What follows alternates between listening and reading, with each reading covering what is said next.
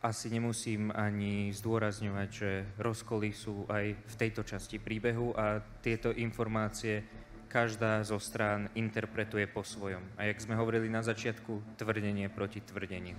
Podľa tej oficiálnej dejovej linky ju ale identifikoval pozostatky, ktoré tu boli nájdené, Ľudovít Cervan, podplukovník. Identifikoval ich ako patriace jeho dcére, aj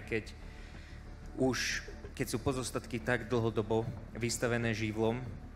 Vyzerá, že je to iba 5 dní, ale v lete v termálnom jazierku, ktoré má dokonca až 50 stupňov, tak to telo sa zmení výrazne. Považuješ za podozrivé to, že nechcel, aby tie pozostatky videla jeho manželka, matka obete? Nepovažujem to vôbec za podozrivé, skôr to považujem za prirodzené.